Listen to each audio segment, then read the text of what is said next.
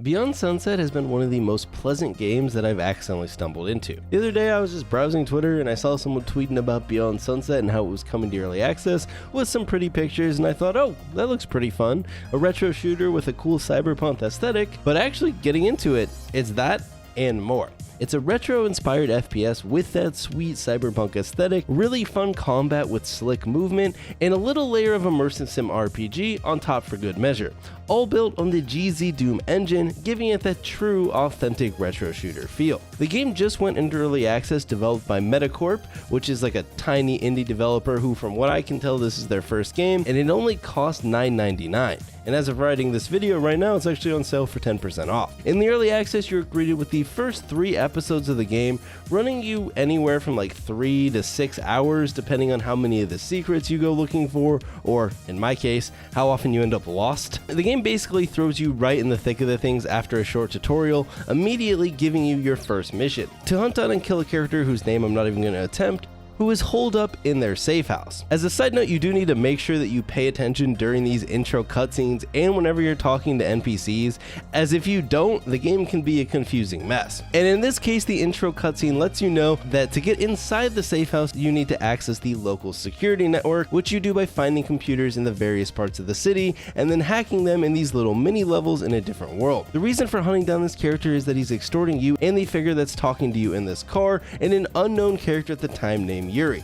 And that's basically it. That's about all you get for information, and you are thrown directly into Sunset City, where the first episode begins. In Sunset City, you can explore the extremely cool city, talk to residents, do side missions, find weapons and secrets, upgrade your weapons and character, all along your way to killing that target. Now, I actually think this first episode is the strongest part of Beyond Sunset so far, because this level has a lot of those immersive sim elements, where the later episodes don't really as much and are a bit more linear, even though in the second episode you can kind of tackle it in whatever order you want. But in Sunset City, there's all sorts of NPCs that you can go talk to get side quests. Like I mentioned, make sure you're kind of remembering when you're talking to them, because as of right now there's no quest log, though the developers have mentioned that they're working on that and working on making the map a little bit easier to read, because right now to traverse the city you just have these maps that are kind of hard to read. Maybe if you're more of a GZ Doom like fanatic, you might be able to read this map a little bit better, but I found myself getting lost all the time. The map was kind of confusing. On top of that, the city is kind of huge and it's broken out to different sections,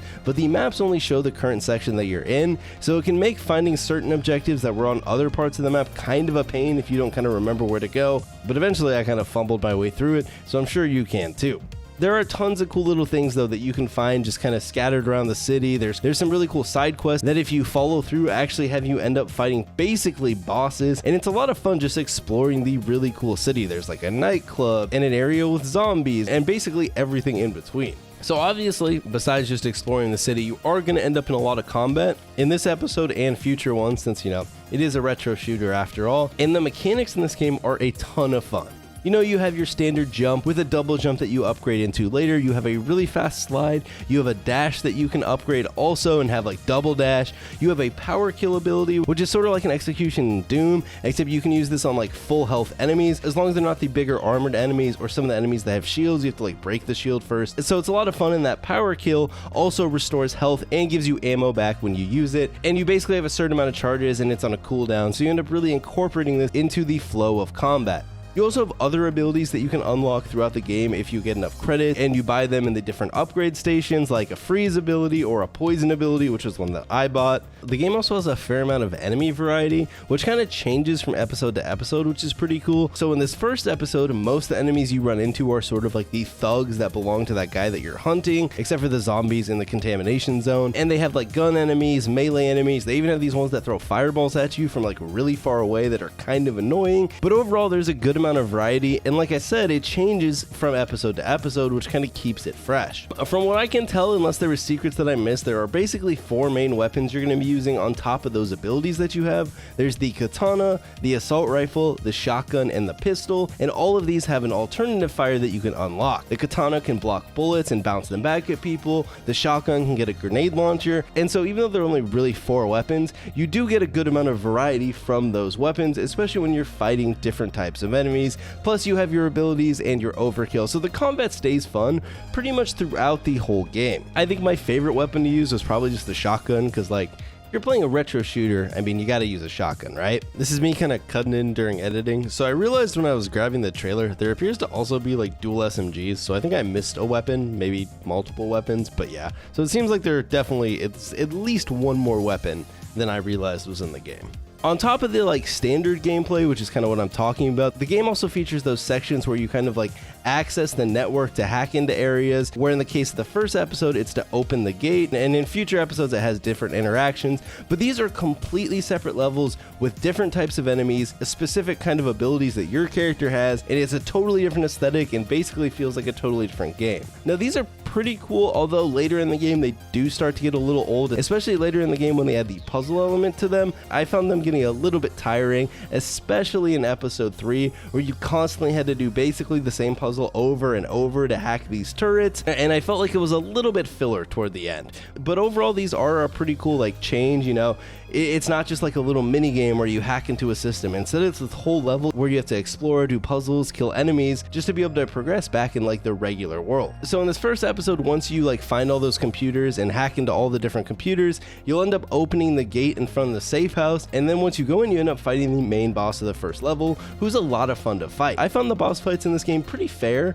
Once you kind of understand the attack pattern, they're not too difficult. Granted, I wasn't playing on the hardest difficulty, but once you get that pattern down, they seem pretty fair, but at the same time, they're not a cakewalk, and they do all actually have their own mechanics, which is pretty cool. After you end up killing that boss, you end up going and killing the main target, and that is episode 1, which while we talked about pretty quickly, took me about 2 hours, but that was also because I spent a lot of time getting lost and just walking around the city, exploring, talking to all the NPCs. There's a ton to do in the first episode. Now, once you get into episode 2 and 3, I found the game started to go a lot quicker, partly because I'm not sure if it was the level design that's a little different because it's not a city anymore, or if I just started understanding the logic of the game better. I just found myself getting a lot less lost in episode 2, and especially in episode 3, because that one's pretty straightforward. I won't go too deep into the story, I'll kind of let you figure that one out on your own, but each episode kind of takes you into a totally different area. So episode 2 takes you to the Metacorp Citadel, and episode 3 takes you to kind of like this sanctuary area for the people that you were talking to at the start of the game. So in episode 2 is where I started to get a little bit more annoyed with the hacking sections of the Access network, as in episode 2 you have this connected one where every time you find these CDs in the real world, you go and insert them into a computer, and then that allows you to get this little icebreaker in kind of the computer world that lets you break some ice, and then it opens up more of that level. So each time you find one of these, you can get a little bit further, and in combo with that, you still have the same like face enemies from the first episode, but they add in a second one, which is like a little cat, which is interesting because you only have 2 attacks in the computer world. You have like the left click and the right click, and each of them specifically only hurts a certain enemy. You also have these laser-based puzzles where you have to move these boxes around and get the lasers to basically open up a bunch of doors, and overall they're not too difficult. Like, you can definitely figure it out. I figured it out, and I'm terrible at puzzles, but this is where I was starting to get a little bit annoyed with this kind of section, the kind of computer hacking section, whatever you want to call it. After you finish this level, you know, by doing all the different things you have to do, you do end up in episode 3, which is where the computer stuff gets even more annoying because you have to do it repeatedly, and you have to do these same kind of puzzles over and over and over, where you basically have to get a flying arrow to go into a specific spot by blocking it with blocks. But you have to do this like 6 or 7 times in a row just to hack all the different turrets on the level. And by far, I think episode 3, in my opinion, was the weakest of all the episodes in the game. I think the game starts super strong and gets a little bit weaker throughout, but it's still fun enough that you want to keep going. Now in episode 3, the enemies are pretty similar to the last episode, except now you're fighting like FBI agents and there's some dogs that come after you. And then after you hack all the different turrets, the level basically turns into this wave defense mode where you have to just run around and repair turrets for like 20 minutes to avoid all the enemies that are attacking from attacking the core. And in my opinion, this section kind of wore out its welcome pretty quickly, along with sort of the whole episode. But after you do that, it ends episode 3, and that's kind of the game for now. Overall, I really enjoyed Beyond Sunset, especially that first episode, even though I did clearly have my issues with the game. But regardless, I'm very excited to check back in once they complete the final 2 episodes, and for less than $10, this is an easy recommend as a nice fun FPS for a night of 2 of play.